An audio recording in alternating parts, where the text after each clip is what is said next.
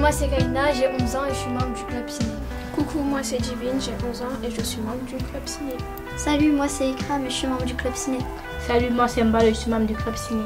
Salut, moi c'est Jennifer, je suis membre du club ciné. Le club ciné, c'est un groupe d'élèves qui regardent des courts-métrages, documentaires ou fiction.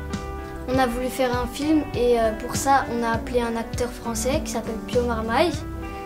On va l'interviewer et lui poser des questions sur son rôle d'acteur. On avait tout préparé avec Kaina, Divine, moi, Mbalo et Jennifer. Chacun a son rôle. Moi je m'occupe du son. Moi je m'occupe de la caméra. Moi j'interviewe. Mais c'est caméraman. Moi je m'occupe du son. Pio Marmaille, c'est un acteur français qui a récemment joué dans un film de Cédric Clapiche. 1, 2...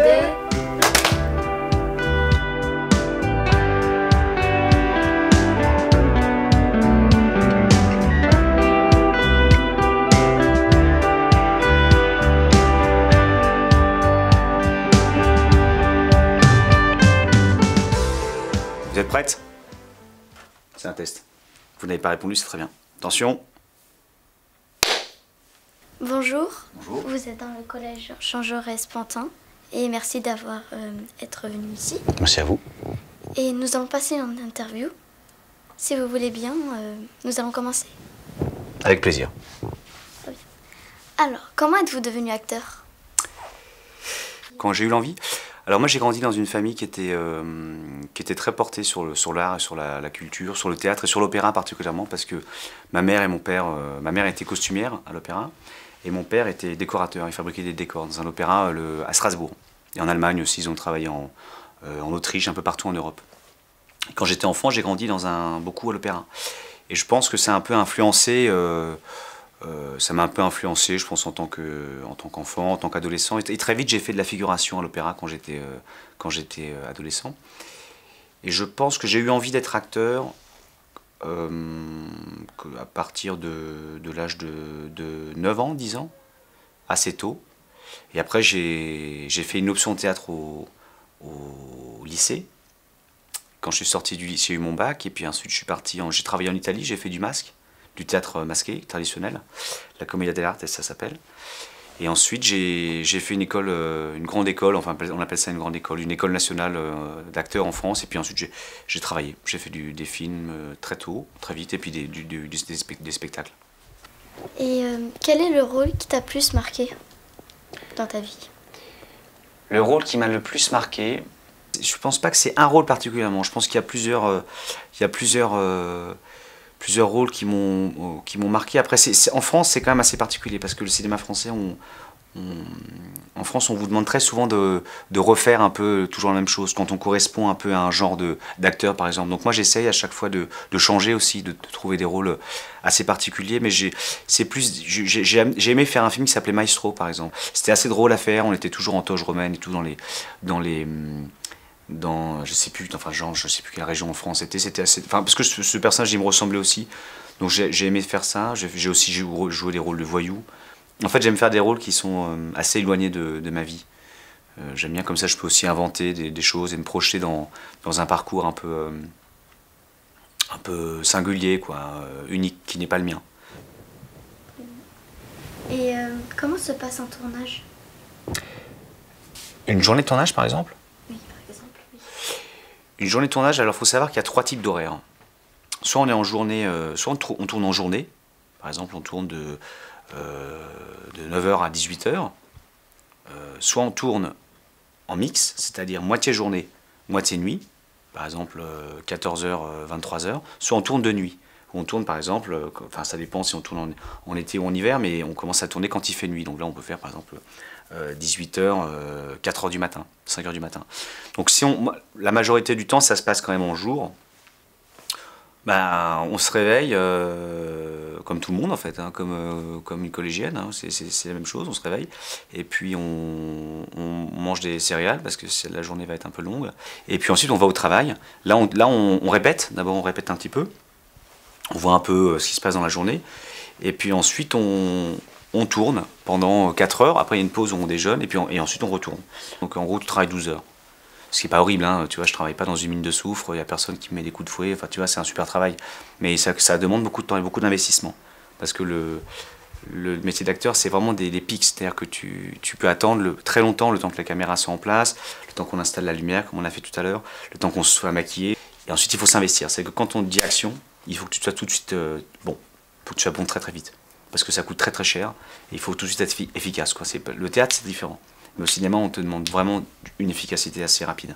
Et qu'est-ce que vous aimez dans votre travail? Déjà, je suis assez heureux d'avoir trouvé un travail dans lequel je me sens heureux. Où je m'épanouis, hein, tu vois, où je me sens de plus en plus à ma place, où je prends du plaisir à travailler. Parce que je trouve que ça, c'est assez rare aujourd'hui. Il y a très peu de gens qui ont la chance de faire un travail qui leur plaît vraiment profondément. Où ils vont au travail en se disant « Ah tiens, je me réveille, je suis heureux d'aller travailler. Je ne vais pas travailler en attendant le week-end ou les vacances. » Tu vois, je me dis oh, ça va être quelque chose de nouveau aujourd'hui, quoi. Ensuite, parce que je travaille avec des gens de plus en plus intelligents, et qui sont très créatifs, donc qui m'apportent et à qui j'apporte une certaine curiosité, une certaine inventivité, je dirais. Parce que c'est un métier rare aussi. C'est un ensemble aussi, tu sais que le cinéma, c'est vraiment un milieu quand même qui prend un peu toute ta vie, hein. Tu as des horaires un peu particulières, on n'a pas de vacances comme tout le monde, tu vois, mes vacances sont complètement décalées. Par exemple, là, je ne vais pas travailler pendant 6 mois, tu vois. Donc, tu vois, je travaille pas 6 mois. Il y a un truc aussi un peu... Moi, par exemple, je ne sais pas ce que je vais faire dans 2 ans, tu vois. Donc, par exemple, dans 2 ans, je peux être au chômage toute ma vie. Ma carrière, elle peut s'arrêter. Donc, il y a un truc comme ça. Rien n'est installé. Tout est toujours en mouvement, donc ça c'est très risqué. Mais c'est une manière de vivre aussi. Et est-ce que ce métier d'acteur change la personnalité des gens? Est-ce qu'elle change la mienne ou tu penses qu'elle change celle du public? Non, ceux qui font le métier, comme vous. Je pense que ça a une incidence, oui. Je pense que ça agit à un certain endroit, parce que ça dépend déjà des rôles que tu fais. Mais par exemple, l'année dernière, je faisais un spectacle très violent. J'ai joué cette pièce pendant 6 mois, en alternance avec un film. Et je pensais, moi j'ai toujours eu ce truc un peu, j'ai toujours dit, ouais, je suis acteur, tu vois, je fais la part des choses entre mes personnages et ma vie privée. Et en fait, je sais que, au bout de 6 mois, quand tu as joué 50 fois que tu tues ta mère tous les soirs à coups de couteau, enfin, en l'occurrence, là, je l'étranglais, plus des pistolets, des prises des prises d'otages. En plus, c'était pendant les attentats qu'il y avait eu au Bataclan. Enfin, il y avait tout ça qui se mettait en même temps. Et c'est marrant parce qu'on en a parlé avec les autres acteurs. Et c'est vrai qu'on était devenus un peu hystérique, quoi. Il y avait un truc un peu de tension. Donc je pense qu'il y a une sorte d'incidence. En tout cas, ça m'a influencé à ce moment-là de ma vie. Mais il faut se méfier après aussi de la célébrité. Je pense que c'est ça qui... Il faut faire attention parce que je pense que ça peut changer l'attitude des gens. Mais je pense que c'est plus pour les personnages un peu comme ça, un peu bizarre, un peu fou. Peut-être que ça agit un peu. Faut se méfier, je pense. Est-ce que vous avez peur devant la caméra? T'as l'impression que j'ai peur, là, ou pas? Non, pas trop? Ça dépend. Toi, t'as peur, là, en ce moment? En ce moment? Non. Personne. Je pense que c'est une question de... Non pas d'habitude, mais... Par exemple, les 3 premiers jours sur un film, j'avais toujours un peu peur. Et je pense que c'est sain, d'ailleurs. C'est bien d'avoir un peu le trac. C'est très important, mais il faut juste que cette énergie-là, il faut arriver à la transformer dans quelque chose de créatif, dans quelque chose qui te donne de l'énergie. Par exemple, comme là, tu vois, une sorte d'énergie d'écoute, de travail, un truc qu'on fait ensemble. Parce que sinon, le trac, ça peut vraiment t'écraser, quoi. Ça peut vraiment te rendre... Parfois, ça m'a déjà arrivé, tu vois. J'appelle ça des couloirs d'angoisse, où d'un coup, je me dis, mais qu'est-ce que je fous là? Qu'est-ce que je suis en train de raconter? Qu'est-ce que je suis en train de faire? Et à partir du moment où tu réfléchis trop, on perd complètement ses moyens. Ça, je pense que ça peut arriver à tout le monde, même aux grands acteurs, aux grandes actrices, ça peut arriver. Mais je pense que c'est une question d'habitude. Au bout d'un moment, ça devient peut-être plus habituel. Et puis, c'est une question de plaisir. Quand on s'amuse, on oublie complètement les caméras. Que pourriez-vous donner comme conseil aux jeunes qui voudraient devenir acteurs plus tard? Quand on me pose cette question, je réponds toujours, déjà, il faut travailler. Il faut beaucoup étudier. Il faut étudier à l'école, il faut étudier... c'est pas une question de diplôme. Oui, il faut avoir des diplômes. Mais il faut surtout aller à la fac, se cultiver, lire. Pas forcément que penser à jouer devant la caméra. Parce que plus on a de savoir, plus on a de connaissances, plus ça se sent. Plus les gens sont plus on gagne en liberté dans la pensée, dans la manière enfin, dans le rapport qu'on peut avoir aux autres.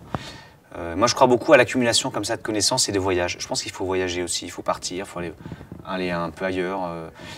Faut pas avoir peur si on peut, tu vois, de partir dans un autre pays, de faire Erasmus par exemple, de découvrir d'autres peuples en fait, tout simplement. Je pense que je suis très convaincu par ça, et pas que par la technicité. Tu peux avoir la technique que tu veux comme acteur, être le meilleur acteur du monde. Si t'as rien dans la caboche, tu seras toujours complètement con. Et les gens ils vont le voir, et ça ne sera pas, c'est pas excitant quoi. Il n'y a pas de talent. Le talent, ça existe, c'est une partie. Il y a des gens qui passent mieux à la caméra que d'autres. Tu me diras, oh, je ne sais pas, il y a un peu. Oui, c'est possible, mais ça doit être 10% du travail. Sur une carrière, c'est beaucoup de travail.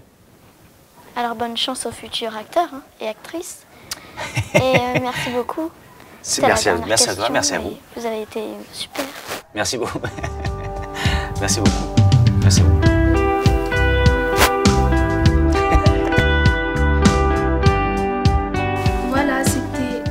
De fin d'année du Club Ciné, et surtout venez nombreux l'année prochaine. Au revoir. Salut, à la prochaine.